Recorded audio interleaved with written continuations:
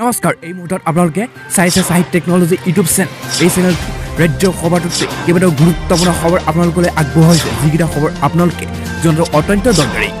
আৰু এই খবৰকেইটা আপোনালোকে উপস্থাপন কৰাৰ আগতে আপোনালোকে যদি এই চেনেলটো নতুনকৈ আহিছে তেন্তে চেনেলটো প্লিজ ছাবস্ক্ৰাইব কৰি থব আৰু ভিডিঅ'টোত এটা লাইক কৰি উৎসাহিত কৰিব প্ৰথমটো এই মুহূৰ্তত অতি গুৰুত্বপূৰ্ণ এটা ব্ৰেকিং নিউজ মুকলি হৈ আহিছে কিয়নো ৰাজ্যত আজি কিমান লোক কোভিডৰ আক্ৰান্ত হয় আৰু মৃতকৰ সংখ্যা কিমান স্পষ্ট কৰিছে ৰাজ্যৰ মুখ্যমন্ত্ৰী ডক্টৰ হিমন্ত বিশ্ব শৰ্মাই টুইটাৰ যোগে আৰু বৰ্তমান ক্ৰমান্বয়ে ৰাজ্যৰ কোভিড পৰিস্থিতি বহুখিনি উন্নতি ঘটি আহিছে আৰু বুধবাৰে চৰকাৰে এই বিষয়ে সিদ্ধান্ত গ্ৰহণ কৰাৰ সম্ভাৱনা থকাৰ কথা জানিব পৰা গৈছে এপিনে সামগ্ৰিকভাৱে ৰাজ্যৰ কোভিড পৰিস্থিতি উন্নতিৰ লগে লগে ৰাজ্যত এতিয়া কোভিডৰ আক্ৰান্তৰ মৃত্যুৰ সংখ্যা কমি আহিছে আৰু সেইদৰে পজিটিভিটি হাৰো ইতিমধ্যে হ্ৰাস পাই আহিছে ৰাজ্যত কোভিডৰ পজিটিভিটি হাৰ ইতিমধ্যে হ্ৰাস পাই 2%তকৈ কম হৈছে এইটো এটা বহুতেই ভাল খবৰ আৰু এয়া হৈছে মুখ্যমন্ত্ৰী হিমন্ত বিশ্ব শৰ্মাৰ টুইটাৰ অফিচিয়েল একাউণ্ট আৰু আজিৰ দিনটোত কোভিডে প্ৰাণ কাঢ়িছে মাত্ৰ 35গৰাকী লোকৰ বিগত 24 ঘণ্টাত ৰাজ্যৰ কৰোনাখনৰ ভাইৰাছত আক্ৰান্ত হৈছে 2805গৰাকী লোকৰ আৰু আজি 1,70,856টা কোভিড পৰীক্ষা সম্পন্ন কৰা হৈছিল কামৰূপ মেট্ৰত বিগত 24 ঘণ্টাত আক্ৰান্ত হৈছে 158গৰাকী লোকৰ এইটো এটা বহুতেই ভাল খবৰ আৰু সকলোতকৈ ভাল খবৰটো হৈছে যে কোভিড পজিটিভিটি হাৰ আজিৰ দিনটোত মাত্ৰ 1.64% হৈছে আৰু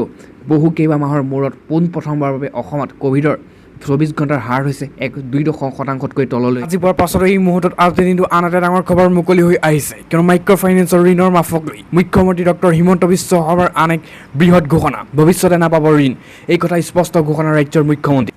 আজি হঠাৎ সংবাদমেল সম্বোধন কৰি মুখ্যমন্ত্ৰীয়ে কৈছে যে প্ৰতিশ্ৰুতি মৰ্মে মাইক্ৰ' ফাইনেন্সৰ ঋণ উভতাই দিব চৰকাৰে কিন্তু এটা চৰ্ত কিয়নো যিসকল মহিলাই সমূহে ঋণ চৰকাৰে উভতাই দিব তেওঁলোকে ভৱিষ্যতে আৰু ঋণ পোৱাৰ আশা নকৰিব কিয়নো ঋণ আৰু নেপাব বেংকৰ ফালৰ পৰা আৰু RBI যি গাইডলাইন জাৰি কৰিছে এই গাইডলাইনৰ অনুসৰি তেওঁলোকৰ একাউণ্টৰ পৰিণত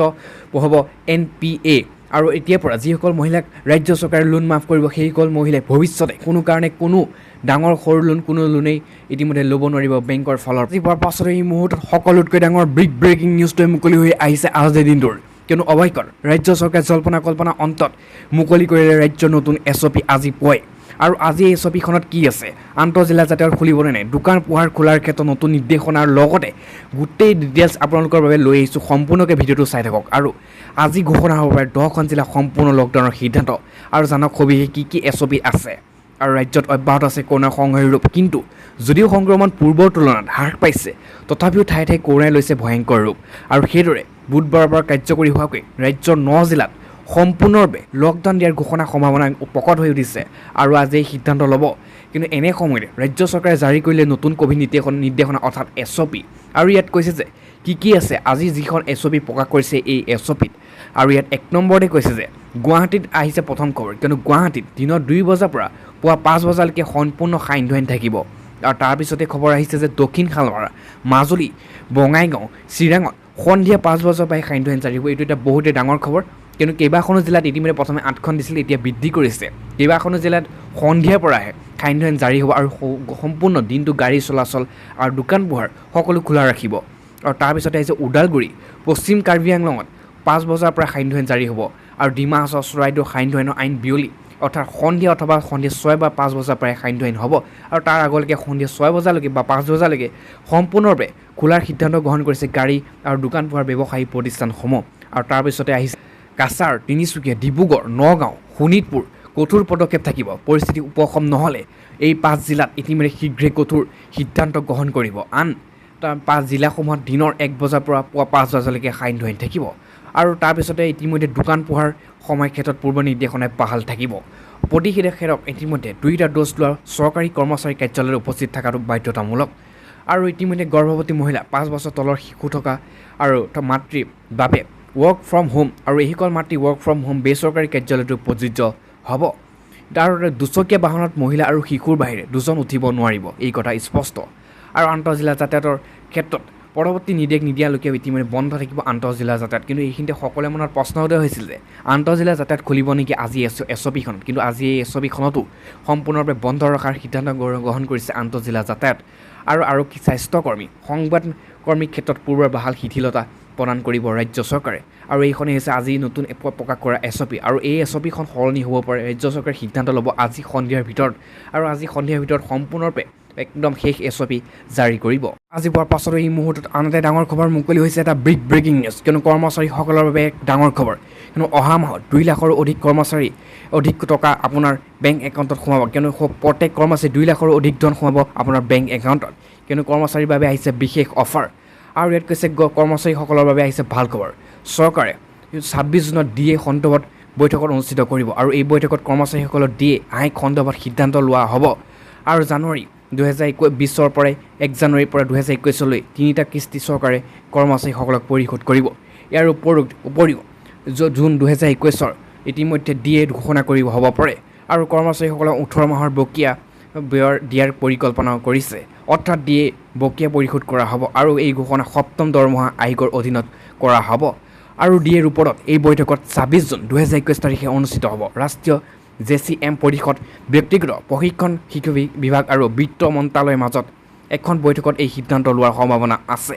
কেন্দ্ৰীয় কৰ্মচাৰীসকলে 7ম দৰমহা আয়োগৰ অধীনত DA বৃহৎ বকীয়া লাভ কৰিব। আপোনাৰ একাউণ্টলৈ কিমান টকা স্থানান্তৰ কৰা হ'ব আমি আপোনাক কৈ থওঁ আহক। কিয়নো প্ৰত্যেক কৰ্মচাৰীৰ একাউণ্ট 2 লাখতকৈ অধিক টকা জমা হ'ব। আৰু কৈছে JCMৰ ৰাষ্ট্ৰীয় পৰিষদ শিৱগোপাল মিশ্ৰৰ মতে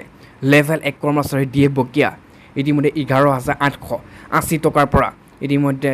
37,554 টকাৰ ভিতৰত হয়। কিন্তু আনহাতে ৰাজ্যৰ ইতিমধ্যে লগতে লেভেল 13 কৰ্মচাৰীসকলক 1,23,100 টকাৰ পৰা 2,15,900 টকালৈ লেভেল 14 পে স্কেলৰ 7ম ইতিমধ্যে CPC মৌলিক দৰমহা স্কেলৰ বাবে গণনা কৰা হ'ব। আনহাতে এজন কৰ্মচাৰীক DA বকীয়াৰ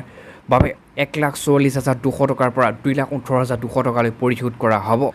আৰু সেইবাবে নিম্নতম দৰমহা 18,000 টকা হোৱা কৰ্মচাৰীসকলৰ 11,880 টকাৰ পৰা ইতিমধ্যে DA বকীয়া হিচাপে লোৱা হ'ব আৰু 15% যোগ দিব বুলিও ইতিমধ্যে আশা কৰা হৈছে। যদি এনে হয় তেন্তে আপোনাৰ দৰমহা ইয়াত প্ৰতিমাহে 2,700 টকা যোগ কৰা হ'ব আৰু 18 মাহৰ পিছত বৃদ্ধি হ'ব। আৰু আপোনাক কওঁ যে প্ৰায় 18 মাহৰ কৰ্মচাৰীসকলৰ পিছত DA বৃদ্ধি হ'ব। যোৱা বছৰ সমগ্ৰ দেশত কৰোনাৰ বিয়পাৰ পৰা বাবে কৰ্মচাৰীসকলৰ DA ফ্ৰিজ কৰা হৈছিল আৰু 2020 চনৰ জানুৱাৰীৰ পৰা DA 4% বৃদ্ধি কৰা হৈছে। আৰু ইয়াৰ পিছত দ্বিতীয়বাৰ অৰ্থাৎ 2020 জুন মাহত 3% বৃদ্ধি কৰিছিল আৰু 2021 চনৰ জানুৱাৰীত এতিয়া 4% বৃদ্ধি পাইছে আৰু সৰ্বমুঠ ইতিমধ্যে 28%লৈ বৃদ্ধি পাইছে চৰকাৰী কৰ্মচাৰীৰ। ইয়াৰ পাছতো এই মুহূৰ্তত আন এটা ডাঙৰ খবৰ মুকলি হৈ আহিছে। কিয়নো মুখ্যমন্ত্ৰী হিমন্ত বিশ্ব শৰ্মাক এতিয়া হুংকাৰ প্ৰদান কৰিছে আৰু মুখ্যমন্ত্ৰী হিমন্ত বিশ্ব শৰ্মালৈ সাংসদ গৌৰৱ গগৈয়ে ধৰিছে উভতি। কিয়নো দল ভাঙাতকৈ নিজৰ কাম কৰক। যিহেতু অসমত নিৰ্বাচন শেষ হৈছে, এতিয়া এই কাজিয়া ফেচালসমূহ পাতি নিজৰ দায়িত্ব পালন কৰি কেনেকৈ ৰাজ্যখনৰ উন্নতি কৰিব পাৰি সেয়া চিন্তা কৰক। তাৰ লগতে ৰূপজ্যোতি কুৰ্মী BJP গমনৰ পাছতে মুখ্যমন্ত্ৰীৰ পৰামৰ্শ সাংসদ গৌৰৱ গগৈ ইতিমধ্যে দল ভাঙাতকৈ নিজৰ কাম কৰক আৰু বিৰোধী পক্ষক পৰামৰ্শ দিয়াতকৈ নিজৰ মন্ত্ৰীসকলক কাম কৰিবলৈ পৰামৰ্শ দিয়ক বুলি মন্তব্য কৰিছে গৌৰৱ গগৈ। আৰু সেয়ে ইয়াত কৈছে নিৰ্বাচন শেষ হৈছে, সেইবাবে নিজৰ কামত মন দি প্ৰতিশ্ৰুতি পালন কৰক। মুখ্যমন্ত্ৰীৰ কাম ইতিমধ্যে দলৰ শক্তি বঢ়োৱা নহয়। বিধায়ক ভঙা মেলা এৰা যদি জাগিৰোড কাছৰ কল ইতিমধ্যে কাগজ কল আৰু কাছৰ পেপাৰ মিল ইতিমধ্যে আৰু যদি পুনৰ উজ্জীৱিত কৰে, আত্মসহায়ক গোটৰ ঋণ মাফ কৰে, চাহ শ্ৰমিকসকলৰ যদি হাজিৰা বৃদ্ধি কৰে, মই বেছি ভাল পাম। গৌৰৱ গগৈ স্পষ্ট মন্তব্য। আনহাতে শিক্ষা বিভাগক কটাক্ষ কৰি গগৈয়ে কয় যে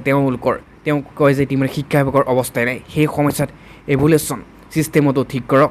আৰু এইখিনিতে আহিছে ডাঙৰ কথাটো। কিয়নো আনহাতে তেখেতে পুনৰ কয় যে ক্ষমতা মাত্ৰ নিজৰ বিধায়কসকলৰ সংখ্যা বৃদ্ধি কৰাৰ বাবে ক্ষমতা নহয়, এই ক্ষমতা ৰাইজে দিছে ৰাইজক উপকৃত কৰিবলৈ। আৰু চৰকাৰখনৰ এমাহ সম্পূৰ্ণ হৈ গ'ল, কিন্তু এই পৰ্যন্ত মূল্যবৃদ্ধি ৰোধ নহ'ল। আৰু বিধায়কসকলৰ ব্যক্তিগত স্বাৰ্থত ৰূপজ্যোতি কুৰ্মীয়ে যদি BJP দল যোগদান কৰি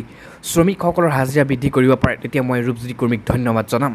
কিন্তু যদি তাৰ পৰিৱৰ্তে ৰূপজ্যোতি কুৰ্মীয়ে বাগানৰ মালিকৰ সৈতে